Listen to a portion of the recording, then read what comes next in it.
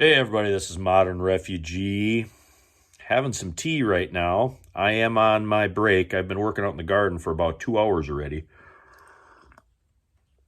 I replanted maybe 5 hills of potatoes that I didn't think were going to sprout, so I grabbed some of the other potatoes that I had here in reserve, put them in the ground, did some watering. Strawberries look good. I watered them out of my homemade makeshift rain barrel. I got my pole set. I'm going to go in and I'm going to pre-sprout some beans. I'm going to do a separate video on that for you guys. I think it's something that needs to be out there. I planted some cucumbers, and now I'm fixing to clean the yard up, mow the lawn, do that kind of stuff. And the last couple of days, watching the prepping channels and watching the news and, kind of keeping tabs on things, there's been a lot of crazy stuff going on.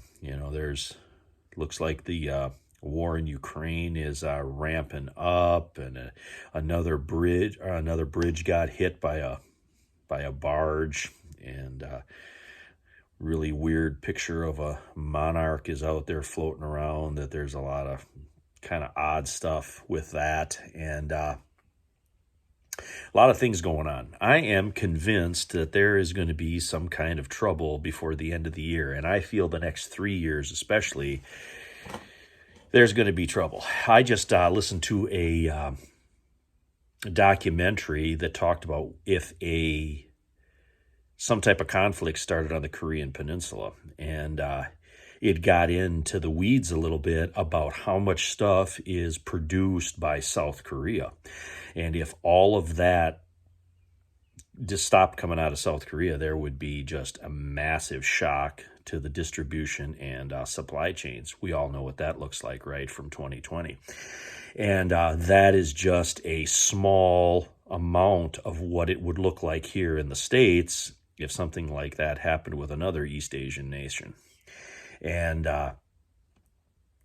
there's stuff going on right now. I am convinced that some of the stuff that's out there, this is just not coincidence. You talk to some that are more tied into the system, that's all coincidence to them, right? You bring something like that up, well, it seems odd that these, ships are running into bridges now. And remember that, year or two back when all the Navy ships were colliding with other ships, and they just kind of like, oh, that was incompetence of the crew and that kind of stuff. Now, with all the modern technology and the modern fail-safes that are in different systems, I see it even in the smallest regards. And what I do for a living, there's so many technological fail-safes and things.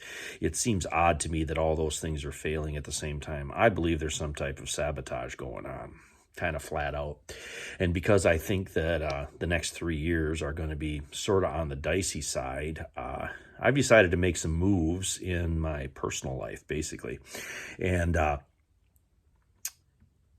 I've always worked a fair distance from home, over 20 miles. And I've decided to, forego my job of many, many years in my 50s to take a job that's literally 1 mile from my house. And the reason I decided that I was going to do that is because of all the things that have been going on in the world. I'm literally shortening my economic chain, basically. If something would take place or something would happen with this new job, I can literally walk to work if I have to. I don't even have to have a vehicle. I can use my legs if I have to. And it's one of the things that, one of the considerations that I've decided to take this other job. Not to mention the skill set that I'm going to get at this new job is going to just add to the skill set that I've already had over the last, 20 years at my other job. So I feel that I'm going to grow in a few of the things that I know. And being so close to home, I can obviously keep an eye on my my house, on my homestead. And that is there's something to be said from working from home or working close to home. And I've never had that opportunity in my entire life. I've always had to travel to work. It's one of the problems out here in rural America. Most of the towns are what they call bedroom communities, and that's all they are, is they're places where people have houses where they sleep. There's not a lot of industry, and there's not a lot of stuff around. Now, there is a lot of agriculture in this area, but agriculture is different than your kind of 9 to 5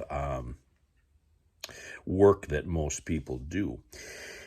So, yeah, I am concerned. I am concerned about war. I'm concerned about some type of economic downturn, either before or after the election. I am concerned about civil unrest. At my current position, I have seen a lot of deterioration in the community where that job exists, especially over the last 5 years. I have seen a lot of the locals leave. I've seen a lot of the locals pass away. I've seen a lot of new people move in, and I have seen a general degradation of the entire area. And that's another thing, when you go from if you work in any type of public sector, you have a pulse on what is going on in that local area.